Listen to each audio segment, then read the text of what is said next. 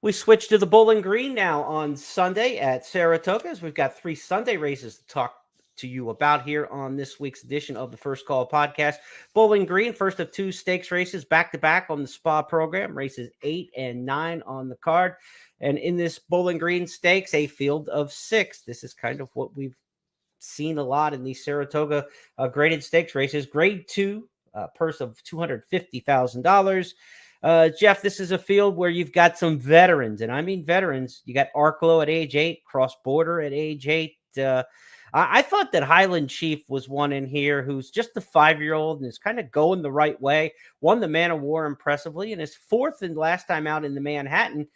Didn't look as bad as maybe you thought when a horse like Ed Hamo came back and won the United Nations. The second place finisher came back to win the Grade 1 UN next time. So Highland Chief bounced a little bit last time, but I'm going to give him a shot on the return. Who did you like in the Bowling Green? Well, speaking of Highland Chief, if you look at this race, I mean, does he not have to fall into the lead? I mean, I know he did that when he won the Man of War. He went 3/4 at 17. But there really isn't a front runner. I guess you could say that maybe L'Imperador on his best day might want to go from the rail. And it's a kind of a weird pace scenario here. Yeah. But Arklow, he was really good last year, and then he kind of tailed off. He had a terrible trip in the Del Mar Handicap. Really should have won that race, and they got beat a neck in the Turf Cup, and then he was stale in the Classic, and they put him away. Now he's back, and he's been gone for like 9 months. Right. I like the way he's been training, though, and I think he's the kind of horse that has run well fresh in the past, and maybe the time off, even at age 8, will be beneficial. This was a bullet work here. 48 breezing, fastest of 55. You can see how easily he's going. He's sharp. He's eager. He's feeling good. He looks like a horse that's ready to resume his career.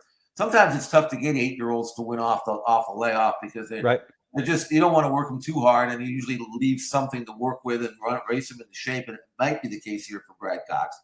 But Brad hits at 27% with layoff runners. Here's a horse who's got a history of running well fresh. I know he's good enough to win on his best day. So I went with Arklow on top, but Highland Chief, to me, if he were to run back to either one of his last 2 races, again, both triple-digit buyer performances, he certainly has a very good look here. Cross Border, 6 for 8 lifetime on this turf course, including a win in last year's Bowling Green. He's the defending champ. Rock Emperor, we didn't mention that, Chad Brown trainee.